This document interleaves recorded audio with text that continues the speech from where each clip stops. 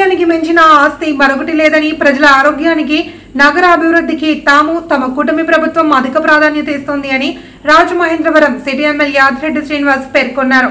స్థానిక 51 డివిజన్ లాలచెరువు సెంటర్లో నగరపాలక సంస్థ సాధారణ నిధులు 48 లక్షలతో ఏర్పాటు చేసిన సూర్య నమస్కారాల పార్కును ఆయన ముఖ్య అతిథిగా హాజరై ప్రారంభించారు. అనంతరం ఎమ్మెల్యే మాట్లాడుతూ నగరంలో అభివృద్ధి కార్యక్రమాలు కొనసాగుతున్నాయన్నారు.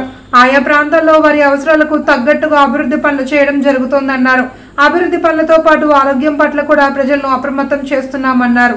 సూర్య నమస్కారాల పార్కులో ప్రజలు ఆహ్లాదకరంగా గడిపేందుకు అలాగే యోగా నేర్చుకునేలా కూడా ఏర్పాటు చేయడం జరిగిందన్నారు. నగరంలో కొనసాగుతూ ఉన్నాయి.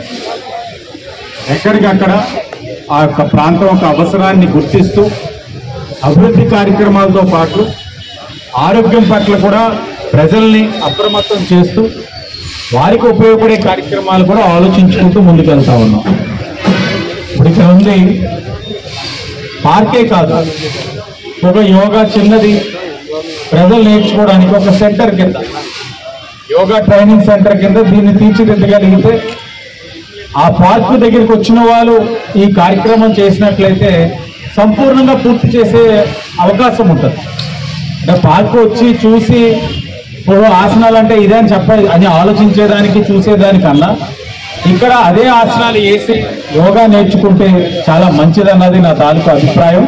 గురువులు వచ్చారు, యోగా గురువులు, వారి యొక్క ఏదైతే సర్వీసెస్ను ఉపయోగించుకోండి, వాళ్ళు నేర్పిస్తామని చెప్తా ఉన్నారు. ఎందుకంటే ఈరోజు మనం చూస్తా ఉన్నాం, ఆరోగ్యానికి మించిన ఆస్తి ఏది లేదు. ఆరోగ్యకరంగా ఉండగలిగితే అదే గొప్ప ఆస్తి. అందరూ ఆరోగ్యకరమైన సమాజం కావాలన్నది ఈ కూటమి యొక్క ప్రభుత్వం. ఎందుకంటే మానవ వనరులు ఆరోగ్యంగా ఉన్నట్లయితే సమాజ అభివృద్ధికి ఉపయోగపడతాయి, తోడ్పడతాయి. కాబట్టి ఆరోగ్యకరమైన సమాజం ఉండాలంటే ప్రతి వ్యక్తి ఆరోగ్యకరంగా ఉండాలంటే ఏదో ఒకటి మీ చేతిలో ఉన్న అవకాశం, యోగా చేయడమో, వాకింగ్ చేయడమో, లేకపోతే జిమ్కి వెళ్ళడం, ఏదో ఒకటి చేయాల్సిన అవసరం ఉంది. మన యొక్క పని ఒత్తిడి తగ్గించుకోవడానికి ఉంటుంది, అన్ని విధాలుగా కూడా ఉపయోగపడతారు. నేను అధికారులు కూడా చర్చించా, ఇది తప్పకుండా ఒక పైన చిన్న షెడ్ వేసి వర్షాకాలమైనా ఎండాకాలమైనా ఇక్కడ యోగా నేర్చుకునే వాళ్ళకి ఏ విధమైన అసౌకర్యం కలగకుండా ఉండే విధంగా కార్యక్రమం కూడా అతి దగ్గరలో తీసుకుంటామని. ఆ లోపు ఎండాకాలమే కాబట్టి ఇంకా 4 రోజులు ఉంది వర్షాకాలానికి. ఎండాకాలమే కాబట్టి ఉదయం 6 గంటలకు ఇక్కడ మొదలుపెట్టినా, లేకపోతే సాయంత్రం ఇలా 6-6:30 గంటలకు కూడా క్లాసెస్ పెట్టుకున్నా చాలా బాగుంటుంది. దాన్ని సెషన్స్ కింద బ్రేక్ చేసుకొని ఇక్కడ ఉన్న కూటమి నాయకులు దాన్ని పర్యవేక్షించే విధంగా చేసినట్లయితే ఆరోగ్యకరమైన సమాజం అని మనం చెప్పడానికి, అది దగ్గరుండి చేసిన దానికి చాలా వ్యత్యాసం ఉంటుంది. మనం చేసినట్లయితే ఒక బాధ్యత కలిగిన కూటమి అనే ప్రజల్లో కూడా మంచి పేరు రావడానికి అవకాశం ఉంటుంది. ఆ ఆలోచన కూడా నాయకులు చేయాలని కోరుకుంటూ మరొకసారి ఏడీహెచ్ గారు కూడా వచ్చారు, మీకు అప్పచెప్పేసాం.